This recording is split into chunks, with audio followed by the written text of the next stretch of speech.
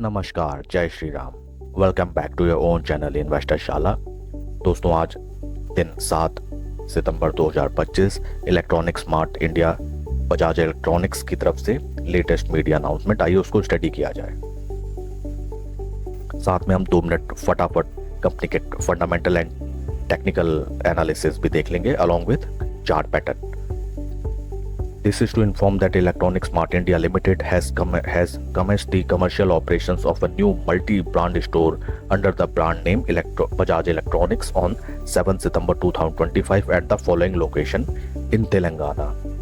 And this area is 8,760 square feet, massive. तो दोस्तों, electronic smart India ने एक नया रिटेल अपना आउटलेट ओपन किया है।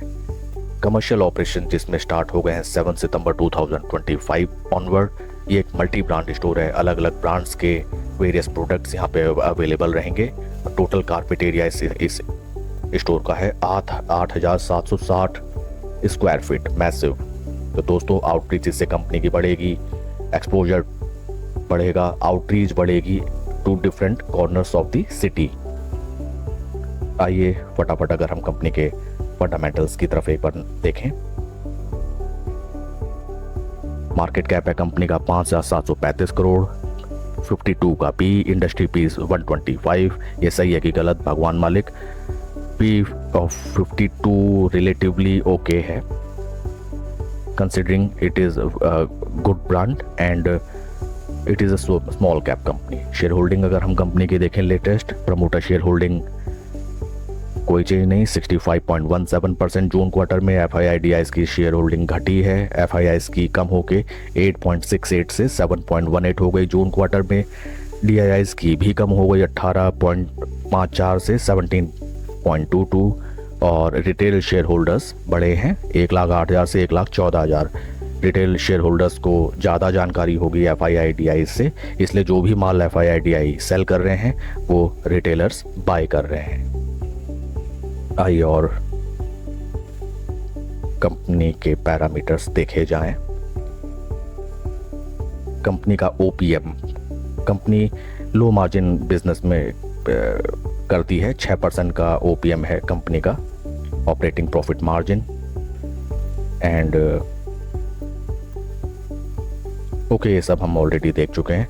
आइए फटाफट कंपनी का चार्ट पैटर्न अगर देखा जाए।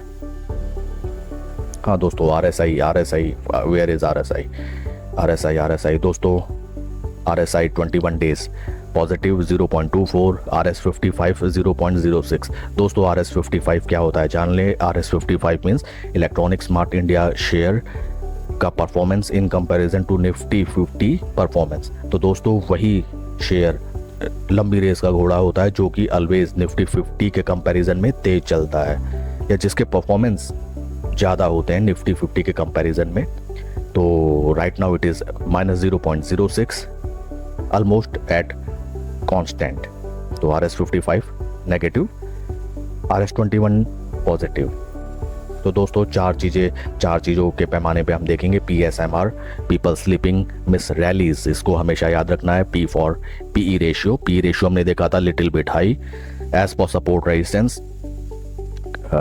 कंपनी का शेयर एक कुछ इस तरीके के रेक्टेंगल चैनल में ट्रेड कर रहा है। Support boom, support boom, support boom, और राइट नाउ रेजिस्टेंस पे टाइम स्पेंड कर रहा है। ये देखिए कुछ यहाँ पे।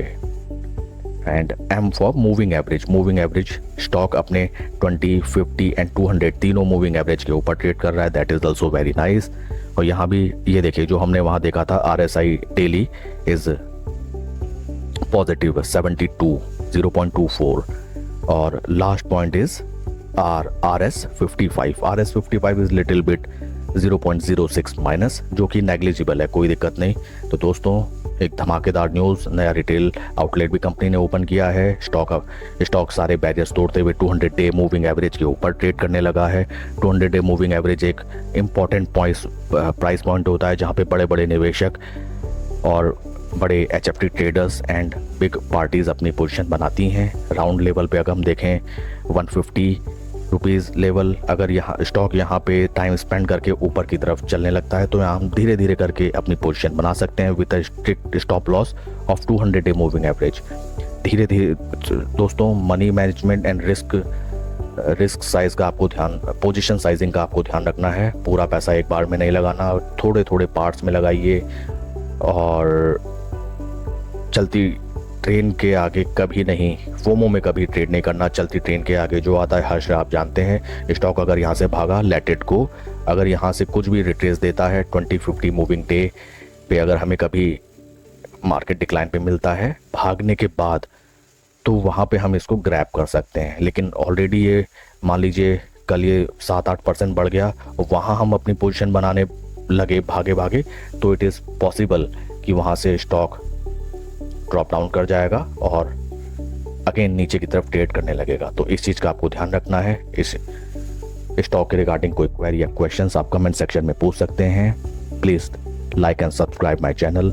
कोई भी इन्वेस्टमेंट डिसीजन लेने से पहले अपने फाइनेंशियल एडवाइज़र की सलाह ज़रूर लें। Thank you.